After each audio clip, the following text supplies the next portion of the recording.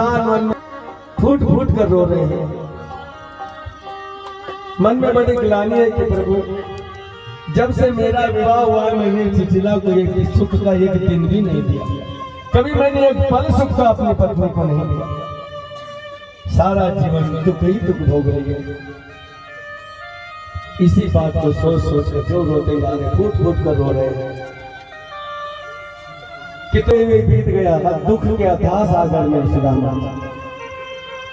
भगवान को चिंता हो गई कि सुदामा जी मिलने आ रहे पर ये अपने संसार में खो गए, दुख के अथाह सागर में पहुंच गए। यदि इन्हें यहाँ से सचेत चैतन्य नहीं किया तो ये भटक जाएगा। मेरा मित्र दुख के अथाह सागर में है। भगवान ने लीला की, गंधर्वों को और अप्सराओं को भेजा। सुदामा जी जिधर मुख मारते उधर ही गंधर्व अप्सराएं नृत्य करने लगते। अप्सराएं गायन कर रही है और गंधर्व गायन कर रहे, अप्सराएं नृत्य कर रही है। जनक जनक तोरे बाजे पायलिया, जनक जनक तोरे बाजे पायलिया, जनक जनक तोरे बाजे पायलिया। प्रीत के गीत सुनाए पायलिया,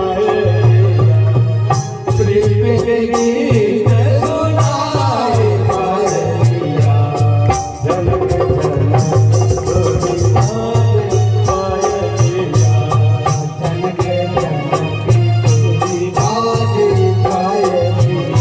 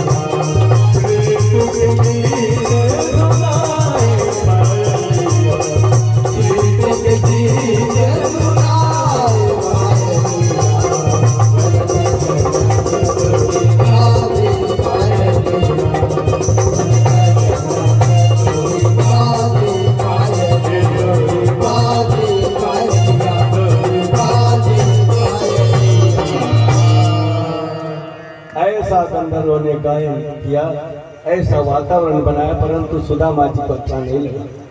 सुदामा जी को ये सब अच्छा नहीं लगा तो उठे वहां से, ध्यान भंग हुआ, पुनः द्वारकापुरी की ओर चले। गंधर्व अप्सराओं ने अपनी लीला समेटी वहां से अदृश्य हुए। भगवान तो यही चाहता था और पुनः कई दिनों तक यात्रा करते रहे सुदामा। एक दिन बहुत बड़ा नगर नजर आया सुदामा जी, बड़े बड़े महल, बड़ी बड़ी अटारियां, सुदामा जी मन में सोचते ये कौन सा नगर है, कहीं मैं द्वारकापुरी तो नहीं आ गया। जब नगर दिखाई दिया तो कदम स्वतः ही तेज हो गए। जब हम पैदल चलते हैं और जब हमको अपना मंजिल दिख जाती है, जिस गाँव जाना दिख गया, तो अपने कदम स्वतः तेज हो जाते हैं। सुदामा जी के कदम स्वतः तेज हो गए।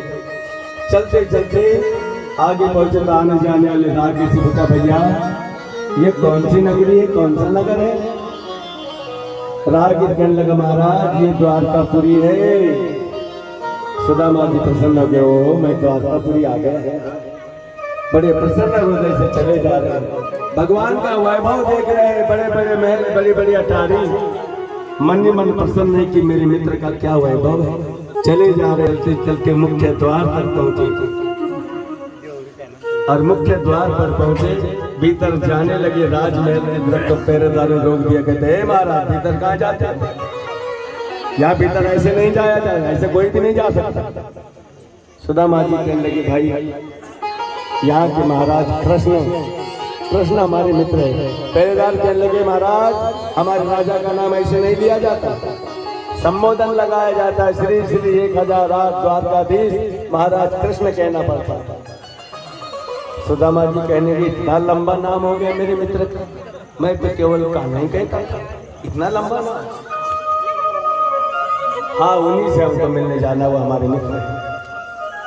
पहरेदारों को हंसी आ गई, कहने लगे, महाराज अपनी हालत देखो, हमारे महाराज को मित्र कह रहे, ऐसे कोई भी भीतर नहीं जा सकता, चलो पीछे हटो। सुदामा जी पहरेदारों से कहने लगे कि भैया हरे द्वार पालो,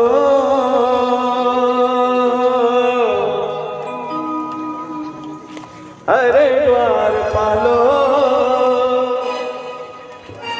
कन्हैया से कह दो, हरे द्वार पालो, कन्हैया से कह दो, दर पे सुदामा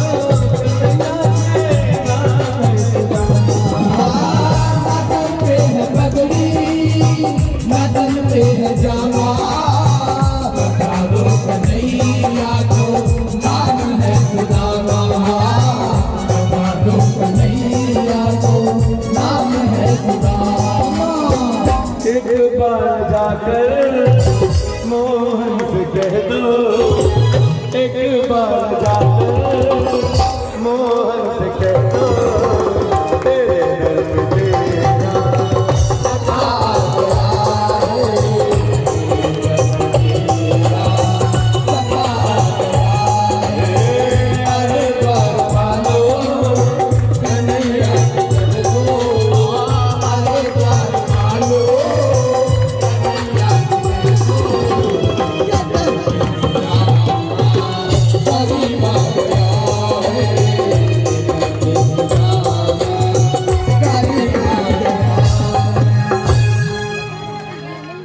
पहरेदारों से सुदामा जी कह रहे भैया हमको भीतर जाने दो, परंतु पहरेदार जाने नहीं दे। पहरेदार मजाक उड़ा रहे हैं कि देखो ना लोग अपना मतलब साधने के लिए कैसे कैसे संबंध कर रहे हैं। कहा ये महाराज की हालत देखो, कहा हमारे राजा। परंतु एक द्वारपाल समझ आता, कहने लगा महाराज आप यही द्वार पर रुको, मैं महाराज कृष्ण से आज्ञा लेकर आता हूँ, यदि आज्ञा देंगे तो तुम भीतर तक जा सकते। पहरेदार वहां से चल के आया भगवान के पास। भगवान से कहने लगा प्रभु द्वार पर एक पागल जैसा व्यक्ति आया है, भीतर आना चाहता है, बिल्कुल पागल है। भगवान कृष्ण कहने लगे ऐसे किसी को भी पागल नहीं कहा जा सकता, ऐसे कैसे उसे पागल कह रहे हो। पहरेदार कहने लगा प्रभु जो मैं आपको बताऊंगा वो सुनकर आप भी कहेंगे कि सच में वो व्यक्ति पागल है। पहरेदार कहता महाराज सुनिए, शीश पगाल झगातन पे पग पादुका को नहीं कछु कामा,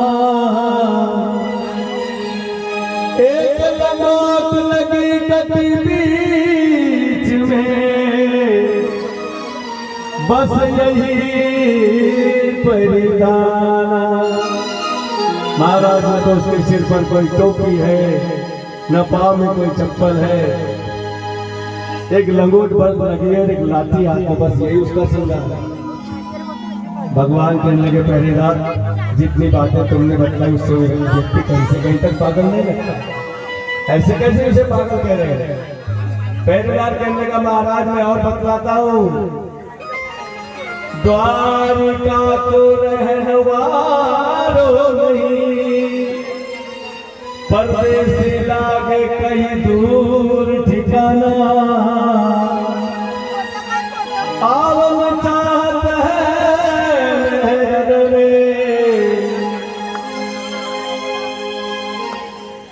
बताते बात करे जैसे पगला। महाराज वो द्वारिका का रहने वाला लेकिन बाहर से आया हुआ लगता है, अपने आप को ब्राह्मण कहता है परंतु पागल जैसी बात करता है। भगवान कहने लगे पहरेदार अभी तक तुमने जितनी बातें बतलाई उतनी बातें सुनकर वह व्यक्ति कहीं से कहीं तक पागल नहीं लगता, ऐसे कैसे पागल कहते। पहरेदार कहने लगा प्रभु अब मैं जो बताने जा रहा हूँ ये सुनेंगे तो आप भी कहेंगे कि सच में वो पागल है। प्रभु को मित्र बताता है, प्रभु को मित्र बताता है, कहे बाल सखा मयूर घनश्यामा, आवन चाहत है मेरे में, बतावत अपनो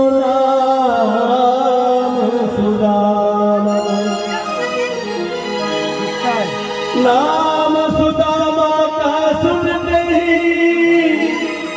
बिगड़ हो गए ना, दौड़ पड़े एकदम मिलने को सुदामा से दीनाना। मुकुट पड़ा रहा सन पर, पीताम्बर गिरा कहीं जाए, नंगे पाँव ही दौड़ पड़े सुध बुध सब बिसरा। धन्य प्रभु लीला तुम्हारी भाव के भूमि बिहारी।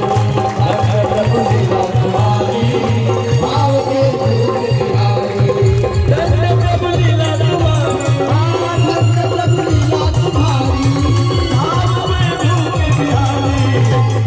प्रभु लीला तुम्हारी भाव के भूमि बिहारी। धन्य प्रभु लीला तुम्हारी भाव के भूमि बिहारी। धन्य प्रभु लीला तुम्हारी भाव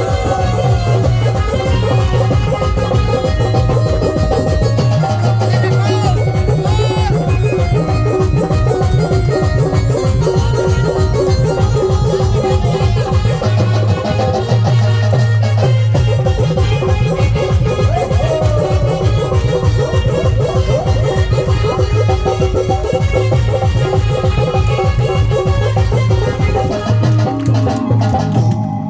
कर सुदामा को प्रभु दौड़े वापस हृदय से लगाया मित्र को नयन नसवो की धन्य प्रभु लीला तुम्हारी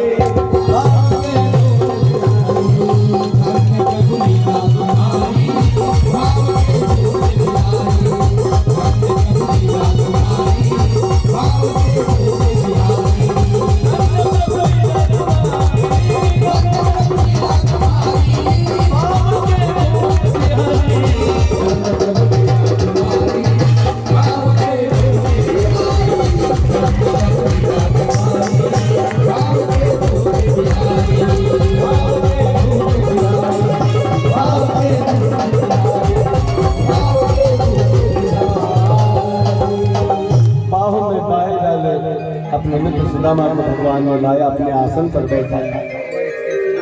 यहाँ न कोई दीन है और न दीनानाथ, बाल सखा के हाथ में बाल सखा का भक्त और भगवान को ले चलाए प्रेम रथ। जग में कोई भी नहीं इससे बड़ा तीर्थ। अपने आसन पर सुदामा जी को बैठा था। सारा दरबार आश्चर्यचकित है कि ये कौन व्यक्ति आ गया है जिसके लिए भगवान इस प्रकार व्याकुल हो।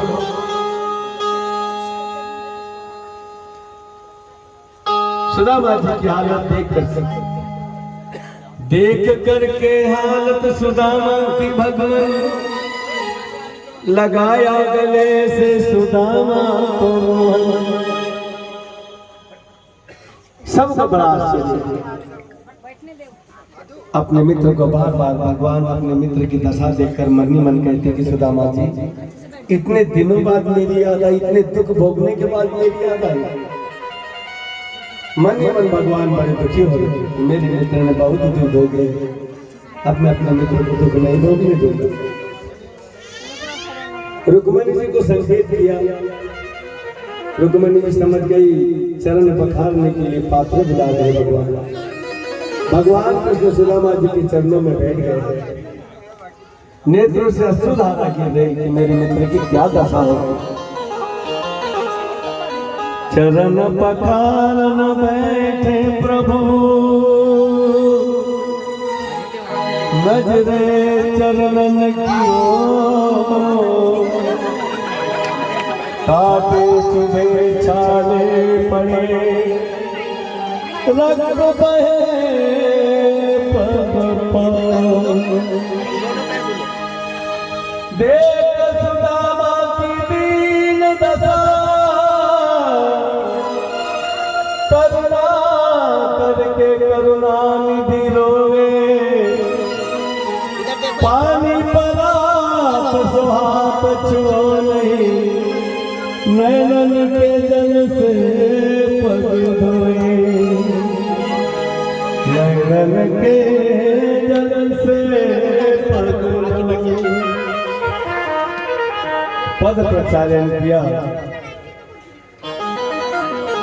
और भगवान सुदामा जी से बातें कर रहे मित्र। सब कुशल मंगल तो है, सब ठीक तो है। अपने गुरुकुल की चर्चा कर रहे, बातें कर रहे हैं। बातों ही बातों में भगवान ने सुदामा जी से पूछा कि मित्र, हमारी भाभी ने हमारे लिए कुछ भेंट में भेजा होगा, हमारी भाभी ने कुछ भेजा क्या?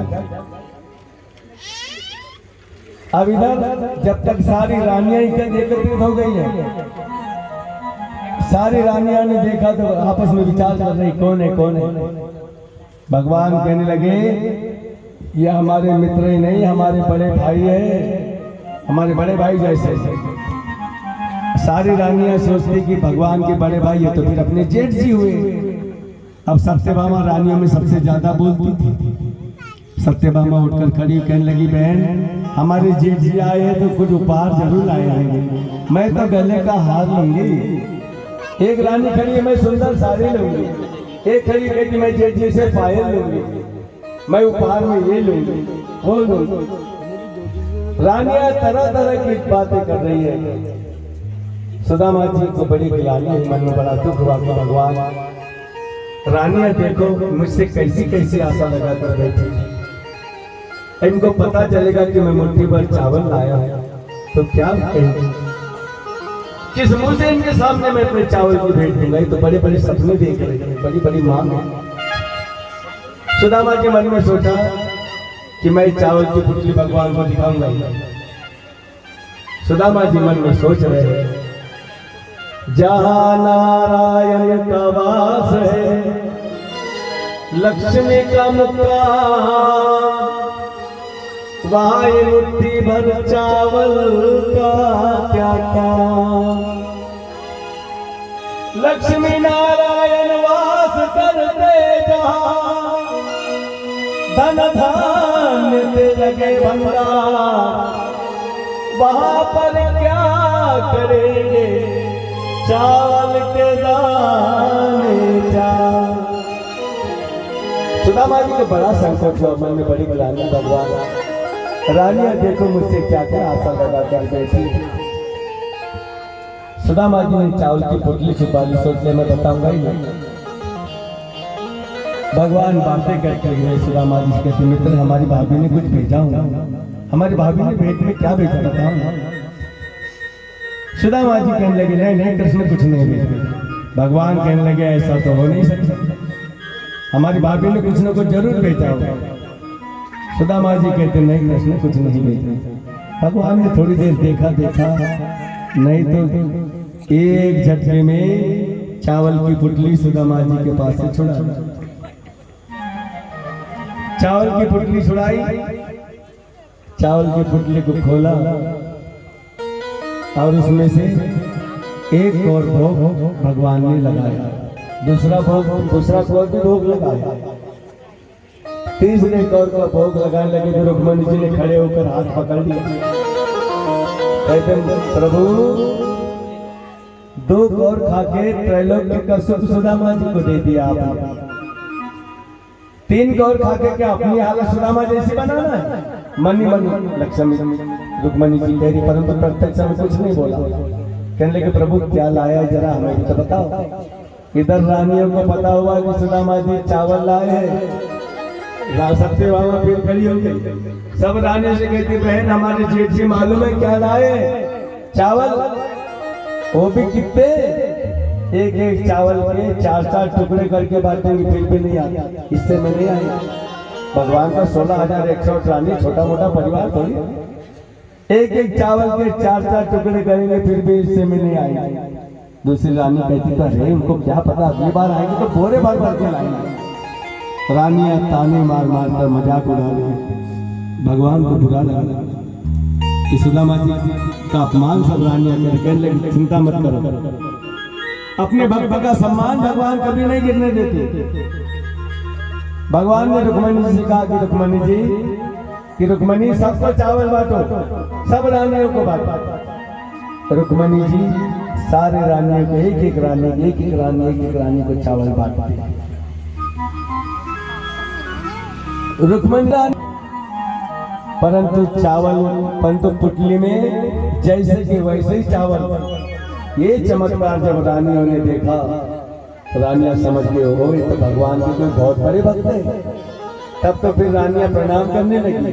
एक रानी आई, प्रणाम करने आई, सुदामा जी कहते सुखी भव। दूसरी रानी आई, सुदामा जी कहते ये कौन? भगवान कहते हमारी धर्मपत्नी है, सुखी भव। तीसरी रानी, चौथी रानी कहते ये कौन? कहती हमारी रानी। कितनी रानियां हैं? सुखी भव। अब रानियां आती जा रही है। सुदामा जी सुखी भव कहते कहते थक गए, केवल भव भव ही कहते जा रहे।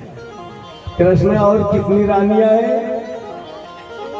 भगवान कहने लगे सुदामा जी अभी तो 4 रानी भी नहीं हुई, अभी तो तुम गिनती लगाते जाओ, बस ये सब वही है। सुदामा जी कहने लगे ऐसे नहीं कृष्ण, मैं सबको एक साथ आशीर्वाद दे देता हूँ। सब रानियों को आशीष प्रदान किया, सुखी भव। बहुत समय तक द्वारकापुरी में सुदामा जी रहते। भगवान तरह तरह से व्यंजन बनाकर सुदामा जी को प्रसन्न करते। बहुत समय तक रहे। एक दिन सुदामा जी कहते मित्र अब हमें जाना चाहिए, तुम्हारी भाभी याद करती हूँ।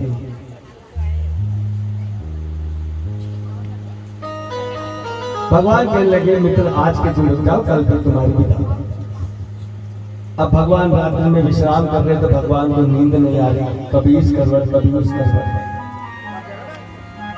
रुक्मणी जी कहने लगी प्रभु क्या देना है सुदामा जी को दे दीजिए ना, इसमें इतना विचार करने की कौन सी बात है।